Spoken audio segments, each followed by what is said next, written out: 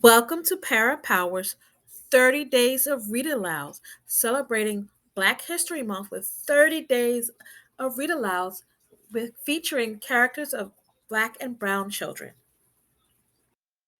Okay. Exquisite, The Life and Poetry of Gwendolyn Brooks by Suzanne Slade, illustrated by Cosby A. Cabrera.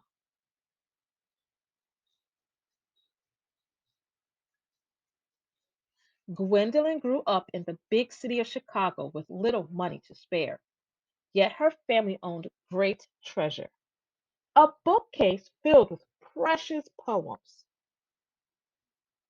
Each night her father read fine poetry aloud, passionate and proud. Nothing sounded sweeter to Gwendolen than her father's deep voice reciting the rhythmic words. Gwendolen memorized those lines, fine words in time to share with her big hugging aunts.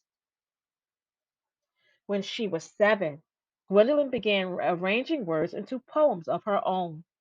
One day, her mother found those scribbly lines and announced with sincere conviction, as mothers do when making a prediction, "You are going to be the lady Paul Laurence Dunbar." Gwendolyn beamed. He was her favorite poet. Gwendolyn loved to sit on her big back porch with colorful clouds dancing overhead and dreams about her future. I was at my happiest sitting out on the back porch, to sit there and look out at the western sky with all those beautiful changing clouds, and just to dream about the future, which was going to be ecstatically exquisite like those clouds. Writing became like eating and breathing to Gwendolyn. It was something she just had to do. She carefully strung words together like elegant jewels in perfect meter and time. Her rhythmic lines described paper dolls and tick-tock clocks, raindrops, sunsets, and climbing rocks. She poured her poems into notebooks, filled them to the very tops. Her room became a swelling sea of poems. When Gwendolyn turned 11, she decided to set her words free and mailed 4 prize poems to a newspaper. Her words were printed on crisp pages for the whole neighborhood to see. Elated, she sent her nature poem, Eventide, to a magazine. It appeared on shiny pages for the entire country to read. Gwendolyn seemed as bright as morning's first clouds, but then a terrible storm blew in, the Great Depression. With too few jobs, far too many workers, her father's pay was cut in half. Dinner each night was the same, beans. Hungry for food, yet more hungry for words, Gwendolyn kept writing. She sent more poems to magazines, but they were all rejected. In high school, Gwendolyn felt rejected too. She was too quiet and shy for some crowds, her skin too dark for others. Every year she tried a different school, all white, all black, and a mixture of both, but she didn't seem to fit in anywhere. Gwendolyn felt invisible, but when the words flowed from her pen, she became invincible. So she spent more time than ever writing, exploring new ways to express her ideas. She even wrote a history report in rhyme. Her paper earned an A, and a note from a teacher that said to keep writing. Soon, Gwendolyn headed off to college, where she devoured thick books of poetry, Dickinson, Wordsworth, and Hughes, and penned poems about her family and friends. After graduation, jobs were still hard to come by, and poems didn't pay the bills. So Gwendolyn found work wherever she could, cleaning homes, typing, even making deliveries. Then along came Henry, a handsome man who adored poetry too. In a black neighborhood where they were supposed to live, a year later, baby Henry arrived. A busy wife and mother, Gwendolyn continued to write. She took a poetry class at night where she studied modern poems with different lengths of lines. unpredictable meter and time.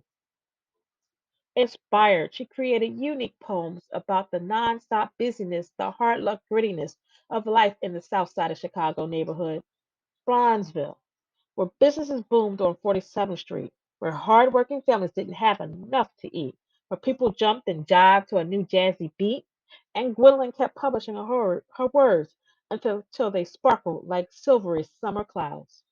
I am proud to feature people and their concerns, their troubles as well as their joys.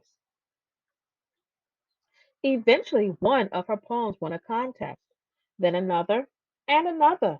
Some were published in a famous public poetry journal, but they still couldn't pay the bills. Eventually, even without electricity, Gwendolyn kept writing by candlelight, stories about life on her busy Bronzeville streets. I wrote about what I saw and heard in the streets, and she kept dreaming about a future that was going to be exquisite. Then one day, beneath a promising patch of clouds, she gathered her finest poems, stories of hardship and hope, slid them into an envelope, and mailed them to a book publisher in New York City. Then she waited and worried and wondered, would they like stories about people in her neighborhood? Soon a letter arrived. The publisher wanted more, twice as many as before. So Gwendolyn composed poems in different forms, free verse, ballads, sonnets. She wrote about brave soldiers like her brother fighting for a country that didn't give everyone equal rights. She wrote about a poor man named Satin Leg Smith who fancied fine clothes. She wrote about understanding your identity, who you are on the inside. Her tired fingers wrote night and day and night until finally she had enough to send to the publisher. Before long, another letter arrived. Gwendolyn grabbed the envelope, ran into the bathroom, and locked the door.